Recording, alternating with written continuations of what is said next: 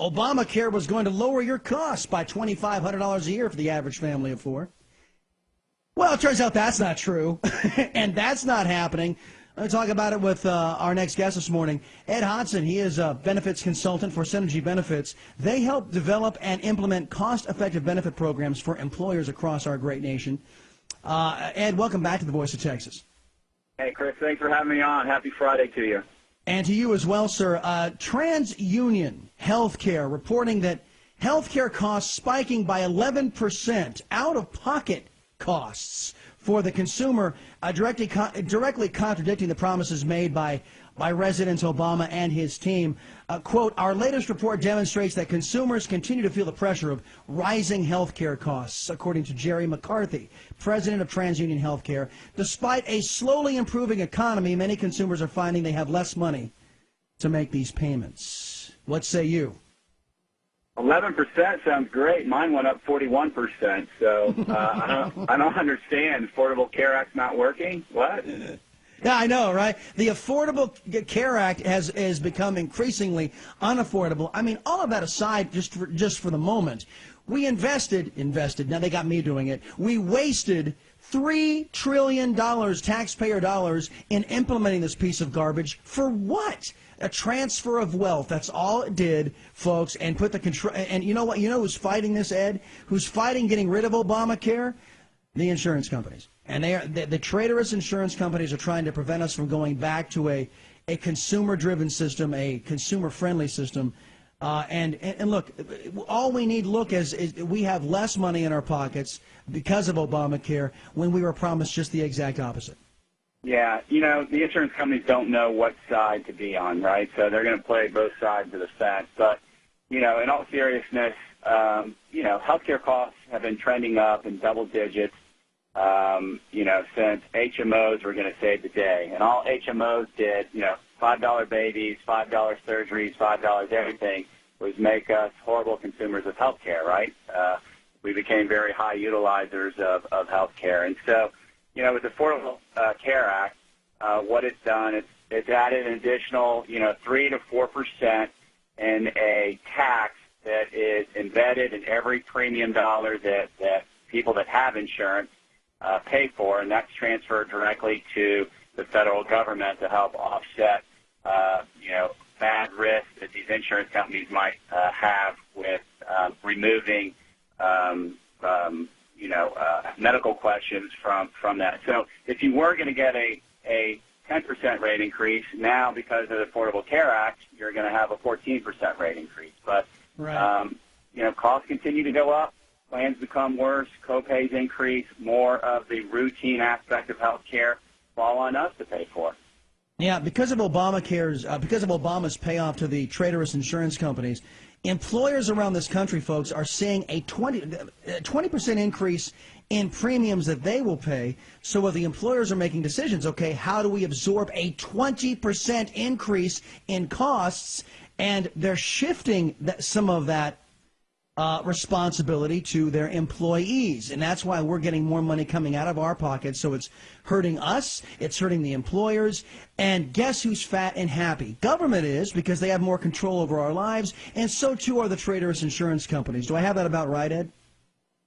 Yeah, the insurance companies' profits are definitely up. And to your point about, businesses and employers never wanted to get in the business of health insurance, and they were really forced to back in the 1930s, and it's just continued that way.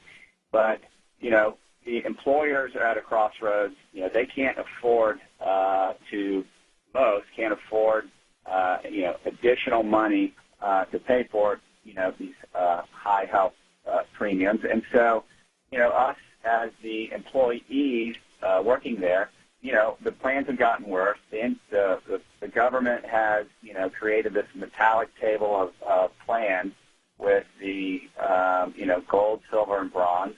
And so when you look at these programs, the people making decisions on the employer level as far as what to provide to the employees, they're forced to go with plans that have much higher out-of-pocket costs just so they can have something that is affordable to their employees. Just as an example, yesterday I was in Cincinnati, and talking with a group, and the family rate for these employees was over $2,000. The company, all they can contribute was $363 towards the cost of the health insurance. So there's no way that anybody can afford $1,600 for family health insurance a month. That's nuts. That is absolutely nuts, and it's all courtesy of the Obamacare legislation. And you know what, Ed? By the way, Ed Hodgson is my guest right now. He's a benefits consultant for Synergy Benefits.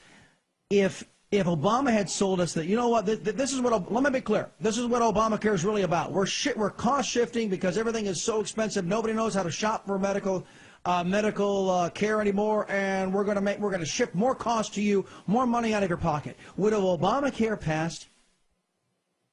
Oh, never in a million years, you know? Yeah. I've said before on your show before, it was the greatest sleight of hand ever to call the bill the Affordable Care Act, when it's done, by and large, it's done the opposite. There's a small number of people, don't get me wrong, that prior to the Affordable Care Act 5 years ago could not get health insurance because of medical conditions, but we didn't have to turn this whole thing upside down on its head so people could have access to health care. It's made it more unaffordable, for 85% of us. We were just articulating how some moderate Republicans voted for the next Attorney General, Loretta Lynch. These individuals, these Republicans, most of them in the leadership, what is your take? Are they getting their palms greased by the traitorous insurance companies too, to where because you don't hear much talk about Obamacare anymore from the leadership. Do you think that Republican leadership will cave and just accept that Obamacare is going to be a reality in the United States of America, or do you think that from what you're hearing on the ground from businesses, from everyday people, that their voters will make it impossible for them to ignore it? Yeah, I mean, this is going to be center stage, in the election, and I feel like, for the Republican side, it was something that was going to seem like a slam dunk, and now with King Burrow in the Supreme Court and their decision coming out in June, if the court, decides that subsidies need to go away, that creates a real problem for Republicans, and especially in swing states where there are a lot of voters that have been forced. They might have had health insurance through their employer, but the employer removed spousal coverage from their plan.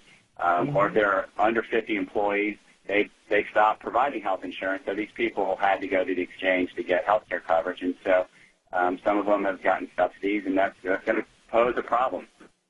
Yeah, I got you. Ed Hodgson, benefits consultant for Synergy Benefits. They help businesses try to navigate these rather treacherous waters and give the best benefits package and compensation packages for their clients so they can help out their employees. Ed, if folks want to visit a website, where can they go to check out what it is you guys do?